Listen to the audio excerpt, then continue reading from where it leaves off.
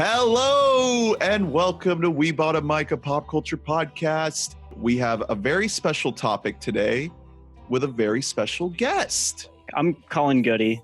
Thanks for having me on to talk about, I believe Magnolia, right? That's what we're talking about. Magnolia, the PTA opus from 1999. And we're so glad to have you on, Colin.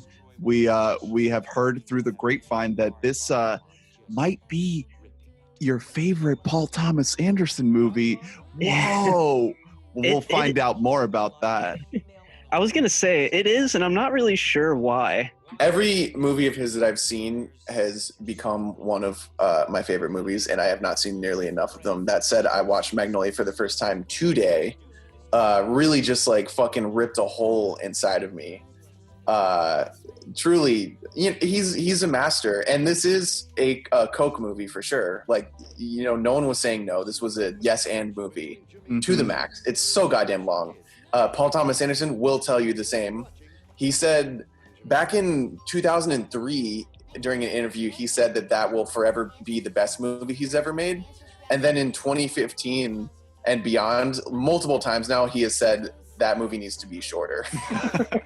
Yeah, I mean, we'll get into this when we dive in, but I feel like because of the sprawling nature of the story and all the ensemble of the characters, I don't see how you can have a 2-hour version of this movie. No, not 2. He never says he wants it to be that short. He just he did a Reddit AMA where he said it very succinctly. I wrote down the quote because it cracked me up. Maybe like 2:30, 2:40. Yeah, someone said, if you could go back, what's one thing you tell yourself making Magnolia? And he said, chill the fuck out and cut 20 minutes. Okay. Yeah. So I was going to say, I think that it's harder to cut 20 minutes from this movie than it is to cut 40 minutes. Because if anything, you just cut an entire plot line. I wouldn't cut I wouldn't trim up any of the individual plot lines. Right. You just have to take one of them out. Is you're just like, I'm sorry, John C. Reilly, you're out. Oh, absolutely not. We are not getting rid of John C. No, Reilly. I'm not. Why is that the one you picked? John C. Reilly. I was just throwing a name out there. We are getting rid of WizKid Donnie, so I don't know who we're cutting. That's actually a great question, Hunter. What character subplot, if you have to cut one, who do you... I'm gonna have to sit on that one for a little bit. Maybe we'll return to that one later on the pod, because you don't cut Tom. Don't you fucking cut Tom. Oh, no way. I mean, no way. You do need Tom. Tom is kind of like the moral compass of the movie, so you can't cut him. But yeah, I'm not going to cut William H. Macy out of any movie that I make. Lovely. So he has some of the best lines. A lot of the best lines. Yeah, a lot of the big quotes that I hear are coming from my name is Donnie Smith and I have lots of love to give. He just wanted braces, man. Yeah. Donnie Smith from TV. Hellbent on getting those braces to impress Brad. It's funny, like, thinking about his entire filmography, because it's not like this guy is fixated on a single theme that he keeps returning to, or a single way of putting his movies together or approach to storytelling or anything. You can always tell that there is a fixation on characters and that the plot is always secondary, right? With Magnolia, it's a perfect kaleidoscopic mosaic of different characters intertwining with each other. If you're going to take one thing away from PTA as a filmmaker, is that he's so enamored with great characters. And the stories that these characters are in are they're just ways to deliver the characters to us. And I love when filmmakers do that. I love when filmmakers just think of scenarios to put our characters in so that it's the most effective delivery system of him putting whatever's on his mind into these characters. One thing that is just a sign of all of the all-time great filmmakers is that whenever there is like some kind of a nitpick or something with their movie, it's not because they're bringing something up with nothing to say. If anything, it's because he's trying to say too much in one movie. And that's something that is like, if you are going to nitpick this movie, it's that there are too many themes in this movie. Like if this movie, if he tried to do this now, this would be a 8-episode HBO miniseries, and you would just elongate these storylines even more. Like, it's a miracle that this movie got made. I would watch the shit out of that. Yeah, that sounds incredible. Yeah. Like, I mean, I'm happy that this does exist as it does, but I think Paul Thomas Anderson is always somebody who is thinking about themes that are very simple for so many different people. Like, whenever you get into themes of, like, whether it is childhood adult relationships or all these other things that we'll get into whenever we get into the movie itself, about regret and all these kind of themes, that he takes simple ideas and he makes them more complex. And but it's grounded in the end.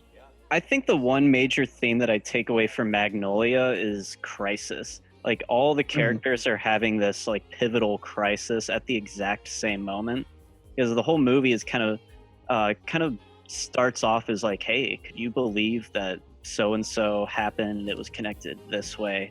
And then for the next 3 hours, it's like, could you believe that all of this is happening to the same people in the same town? Yeah. And I guess the answer is probably like, yeah, it kind of makes you think. It's like, yeah, that's probably happening literally like right this second. People are just losing their shit and they don't even realize that it's like a domino effect or something like that. You're right that thematically there's a shitload covered, but I think it does effectively, it doesn't just touch on a lot of themes. Like, it fully encompasses a lot of themes. It's just that it is so damn long. And I would not, in no way would I cut out a single plotline. There's no plotline I would want to get rid of, but I did notice, people speak about like editing based on instinct. And there were a number of instances where my instinct would have been, okay, the scene is becoming redundant at this point. We could move on, even if it's just like 30 seconds here and there. It would have been a little nip tuck job. That said, though, every plot line involved in this movie has at least one of the better performances of the century. Hell yeah. These performances are unfucking believable. PTA obviously very well known for A, attracting great talent, and then B, getting great performances out of them. This is no difference. This is a lot of the same people he worked with on Boogie Nights and like his other films. But he was 29 when this movie came out. Unreal. Yeah, insanely young. 27 when he made Boogie Nights. Are you fucking? How does that happen? It doesn't happen, honestly. Yeah, it really doesn't. It just doesn't. Also, you mentioned the editing, very kaleidoscopic and mosaic type editing, and the way the montages, there's so many montages. It almost feels like the whole movie is a montage, and it just builds and builds and builds. And at times it does feel a little bit exhausting, a little bit pretentious maybe, but to me it is effective because you get the idea that it all is one single piece. And yeah, I got that feeling. And also, I mean, very famously, PTA got the final cut for this movie, which is a massive deal for a director in his 20s. But New Line gave him the okay to the director's cut would be the theatrical cut. And that is why this movie is 3 hours and 50 minutes long. It's self-indulgent. You can't deny that it isn't, but and he knew it back then. He makes it work. He knew it. Like I've watched the whole on YouTube. You can find the entire like hour plus long behind the scenes documentary. Definitely worth watching. You get a great sense of PTA as a guy. And everyone involved with the movie was making fun of how long it was back then. Before they even shot it, they were making fun of it. And he just didn't care because he was like, I get to do this. Like they said I can do it. I'm going to do it. It's my movie. I have a question for the WBAM crew real quick. Go for it. When did you guys first hear about Magnolia? Because I feel like it was a movie that came out and people were like, what the fuck was that? I've heard about it forever. Yeah. As long as I can remember, I've heard about Magnolia, about Tom Cruise, about Julianne Moore, about, the sprawling nature of it and it being like PTA's maybe most divisive film, I kind of want to say. Potentially, it could be. Yeah. Yeah, I've known about Magnolia for forever, just because it sometimes gets, by people who dislike it, lump it in with movies like Crash and Cloud Atlas, which you can see why in the mosaic nature of it all. Yeah. But I mean, Who is obviously saying this? it should go without forums are you on? letterbox users and others. It I definitely have has seen the that same before. like type of plot of like loosely connected characters, large cast. Yeah, but there are also good examples you could be nice about if you wanted to compare it to movies, you know? I mean, the guy that I'm made saying Crash definitely saw Magnolia and was like, "Oh, I can do that." For sure. Yeah, well, I'm saying that from the perspective of like the negative view on this movie is people that compare it to that. But I mean, this movie is also, it is like you guys are saying, it is, I knew it as a blank check. I knew this as like an all-time blank check movie. PTA had control over the poster. Like, they wanted to market this movie as a Tom Cruise leading movie, and PTA said, no, this is a mosaic. We will have it just this flower with everybody's faces on it, not just Tom Cruise as the lead. Like, he really controlled everything, to the point where you guys were talking about the editing. I found the editing to be almost frustrating at certain times, because it would be in the middle of this incredible moment, and then you cut out of it to go see like The Whiz Kid or something like this. And I like all of these pieces, but I'm like, God, I felt like I was being like thrown around in this cycle. Like I couldn't escape. I was like in a teacups ride that I kept spinning around between all of them in a way that I think is more effective for the movie overall. Right. I think that's the point, is that you may find yourself like having trouble connecting to certain plot lines or characters because you're in it and then you get cut out of it. But I think the movie has a really good way of making that feeling of kind of disconnect carry through it, so that when you return to those plot lines, you feel like you've been wanting it, like you've been waiting for it, you know? Like he makes you feel like this desire to return to the storylines because you've been yanked away from them. Do you have an MVP of the movie? All right, let's get into it. All right, it's time. I think this is Tom Cruise's best performance. I agree with you, Ernest. Yeah. How did he not win an Oscar for this performance? This is unfathomable. Every line that he says in the movie. This is some of the best acting I've ever seen in my life. And this is a movie with fucking Philip Seymour Hoffman in it, and fucking Julianne Moore, and John C. Reilly, like just absolutely stacked ensemble. And they're all great. They're all amazing, and they all get their moments. But it's Cruise. It's Tom Cruise. Cruise is he's on another plane in this movie. He's levitating above the camera. And you know what they say? Respect the cock. He's slimy. He's filthy. He's got that little man bun. And the way he's like prancing around on stage, like acting like a woman. Like, what does he say? He's like big titted Mary Jane, and he's like cupping his hands and his chest, and everyone's just cheering him on. They're like, yeah, it's fucking insane. Did Tom Cruise invent the modern man bun in this movie?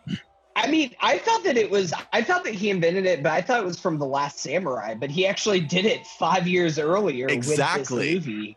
And the Last Samurai is like supposed to be a period piece, whatever. So I mean, man buns have been around for millennia in different cultures and iterations, but the modern man bun, as we know it today in the 21st century, I think originated in 1999, the day that Magnolia was released in the theaters, and people saw in all its glory, just sitting on Tom's head. It kind of really want to look at the box office for Magnolia, because I don't think it was a huge hit. I I did see it. It did make a profit. I think the budget was around Barely. 36 and it made like 40, Yeah. 46. It made back its money mostly because of the cast and because people were like, yo, this Tom Cruise performance is fucking insane. I really like it. Makes me so mad that he was nominated, but I think that he should have won for this performance because you see the full range of Tom Cruise. And I feel like this was almost 1999. One, it was a very emotionally exhausting year from him, where we have him working with Kubrick and PTA in the same year, both like getting him to draw off his own personal experiences and shooting it to death until he's actually sobbing real tears in front of the camera. Like, just we have impeccable shit. And also, I think if he would have won an Oscar for this movie, then I think that Tom Cruise's next 20 years is completely different. I don't think that we are preparing for Mission Impossible 7. I think there's a chance that he could be like an actual film A-lister instead of a movie A-lister, if you know what I mean.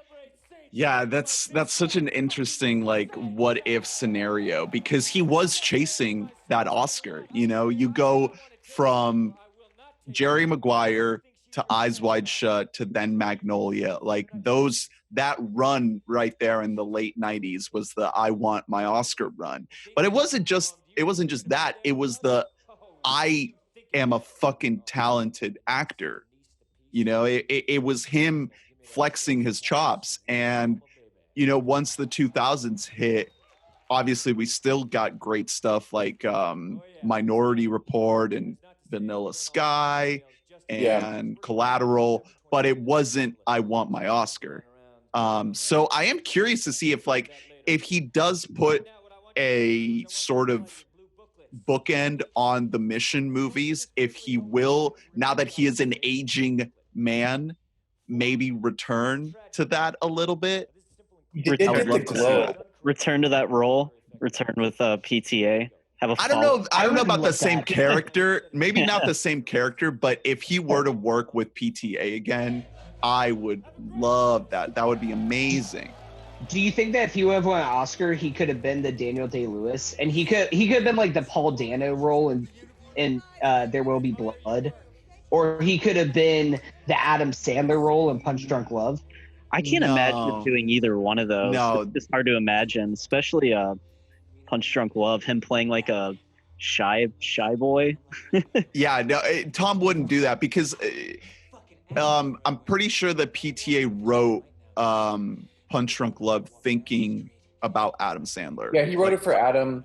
And for this movie, he was ecstatic to get Tom Cruise. It was literally probably the biggest star you could have gotten that year. And it was huge. He won the Globe. He got nominated for the Oscar. For supporting, right? He didn't go for lead.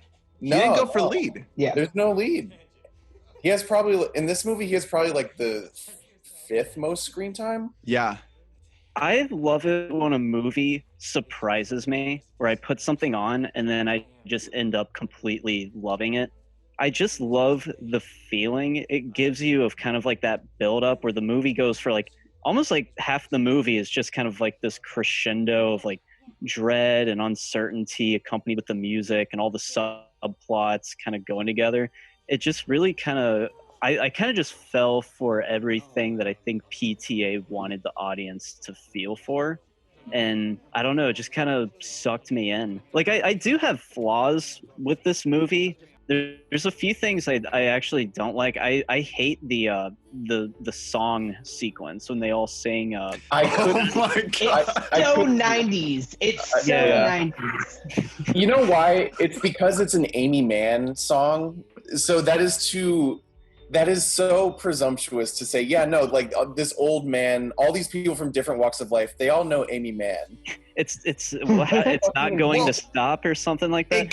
It goes to that point you brought up earlier about the movie having like a weird dark comedy to it, because they even go to Philip Seymour Hoffman and Jason Rubard's on the bed and they're singing too. So it's like you gotta like have fun with it at that point when it's like this dying man and his nurse also joining into the song. It's just I didn't think it added enough, but I guess you could say it is just kind of it takes you off guard.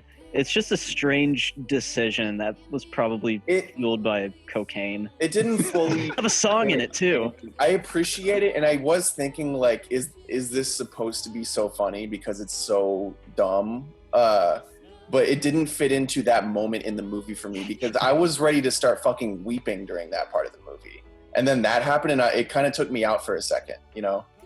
I'm gonna be honest, I completely loved that moment in the movie. It's so out of left field that I think that maybe like it just goes back. We talked about the editing earlier, but like the whole editing of this movie, I think that's why you're never bored with it, is because you never get stuck in one place for too long. And one point in the movie where you start to maybe feel it a little bit, they break out into a song number. Like, it's so out of left field that I kind of just loved it. It was the ultimate PTA just shooting his fucking shot on the screen. Yeah. I think that's why I appreciated it so much. Another thing I wanted to bring up is the camera work. There's a lot of stillness in this movie and a lot of shots that just like take their time and don't cut around, and you have a lot of long takes. And there's times when PTA, this doesn't happen a lot, but I noticed it at least like maybe 2, maybe 3 times, where he'll be like, the camera will be like wandering around. And especially early on in the movie, when you don't know what's coming, it almost makes you feel like PTA is going to go off into yet another plot line that hasn't been introduced yet. Like the camera's just like ready to just leave behind what you were just seeing and go into a completely new thing. So it just keeps you like really intrigued and invested. Especially in the beginning, that happens a few times where you're like, okay, now we're following her, but she's just leading us to this other storyline. I found that extremely cool. Another cool snippet, speaking toward the Melora Walters character being essential, is the entire inspiration for this movie was actually Amy Mann's music. He was just a big fan of her, and specifically the line that Melora says on her date with John C. Reilly, where it's something like, "Now that we've met, would you be opposed to never seeing me again?" Something like that. Wow. That's what inspired the whole movie. And then also structurally, this really made me laugh. He said that one of the first ideas that he had was the frogs raining. And he decided essentially, okay, I'm just going to write and write and write. And then when I don't have anything else to write, I'm just going to make the frogs rain. That's awesome. That's the cocaine speaking, dope. Man. He is fucking railed. I know he said before, too, that the Melora Walters character was the character that he most saw himself in. Who is a coked out, strung out person. Yeah, it's just because of cocaine. Yeah, that's who he was like, yeah, I see a lot of myself. Well, and also in Claudia. Something in the documentary that everyone keeps saying, because PTA, obviously he's very outspoken, but he would not go into deep detail about how this movie is autobiographical. He just would say that it is in a lot of ways. Everyone on the set of this movie is saying, like, I mean, yeah, like PTA is going through all this stuff like right now, meaning that like he is addressing some like deep childhood trauma. Maybe not exactly in the vein of her character, but this movie is very much about trauma, about how his father was an actor who like never fully made it, but like got his son into filmmaking from a very young age, maybe made him feel like he was, you know, expected to succeed in the same way as the quiz show kid. Wow. There are a lot of different storylines in this have a little bit of PTA in them. One thing I just wanted to note real quick about the camera work is that I thought they did really good, or not really good, but effective, was kind of the frantic close-ups that would like rush up on an actor's face and then immediately cut. And when it would cut, the camera's like already panning. I don't know. I just thought that worked for some reason. Yeah, it does it a lot too. There's lots of different types of camera work in this movie. There's also like the long takes when they're going with the quiz kids through the like in the back stages of the production studio. I love the little fat quiz kid that's like, the motherfucker peed his pants. We haven't even talked about that actual storyline yet, and that storyline is awesome. It's so good. Stanley is denied access to the bathroom. That's straight his up crisis. denied. Yeah, he's denied. She won't let him go. She's like, no. Well, we're going guess back what? Now she's on the rotting minute. in prison for getting her kid into Stanford illegally. So, Oh my God, Felicity Huffman. That's right. yeah. Holy shit. Joke's on her. I thought that kid did a really great job. The entire premise of that show and the execution of shooting it like it was an actual, shitty cable show was brilliant. They shot like basically a whole episode of it with, TV cameras, and then they did the film shooting, like, interspersed into that. Watching PTA direct those kids is also really funny to watch in the documentary, because he's very he's so cool. He's extremely candid, doing a lot of cussing. He also, during their run-throughs, he will essentially just be the camera. So he'll follow the dolly track that's laid down and just get right in their fucking face while they're delivering lines. I found that to be great. It's a very cool idea. So my favorite bit of research that I did while looking up stuff about this movie is that, so while Tom Cruise is having his Oscar moment where Jason Robards, and he's breaking down crying, "You fucking cocksucker, you won't make me cry for you." And it is truly gut-wrenching. It's the best thing Tom Cruise has ever done. PTA told him, because they were shooting it, and Tom Cruise was like, "These lines are wrong." And PTA was like, "Look, your father's you have a bad relationship with your father who's now dead. I want you to dial into that." And almost making him relive a traumatic thing.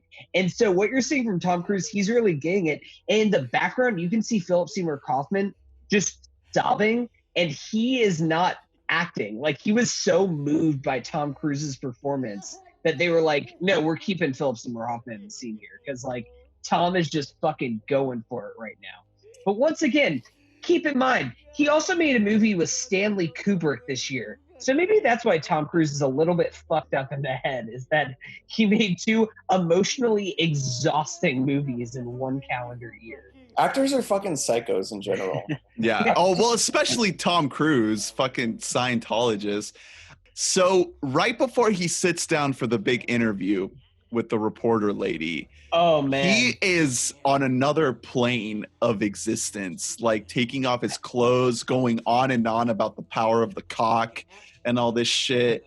Just absolute nonsense, which, by the way, I love the scene where he gets back on the stage after the interview and starts having a freak out. That's a long take, probably the longest in the whole movie, where he's realizing he flips the table. Yeah. And realizing the bullshit that he's feeding these poor idiots, and he can't handle it because that's what he's built his entire life on.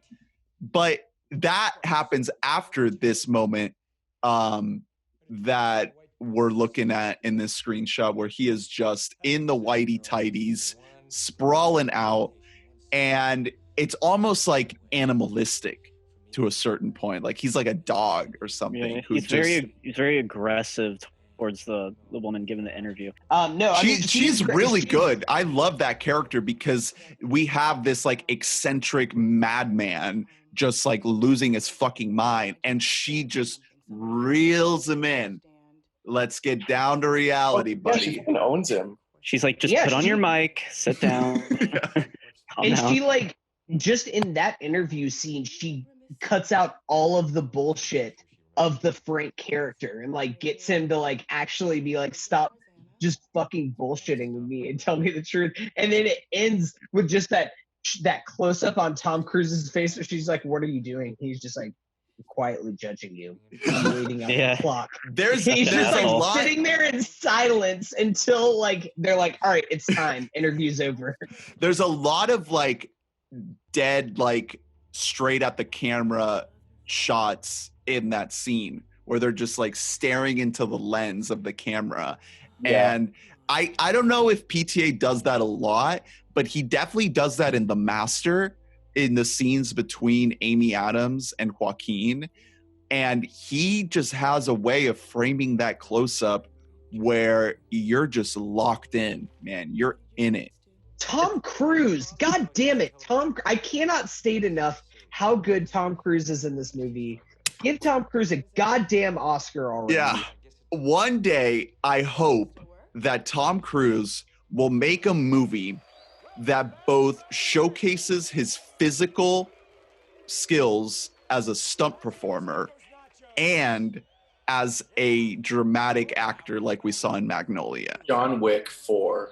And that will be the greatest movie ever made. He'll Think make about his it. The Fighter. No, no. It'll be something we can't even conceive of. It'll be something new. And Tom Cruise is a professional poi player. He's in And Tim he's at the end of his Burton's ropes. comeback project. yeah, He'll play Dumbo Lance 2. Armstrong. He'll play Lance Armstrong in the Lance Armstrong biopic. I'm telling you guys, you Great won't idea see it coming. around here, guys. All right. Well, I think we gotta end it there. So thanks for listening, and remember, respect the cock. Bye. Bye. And tame the cunt.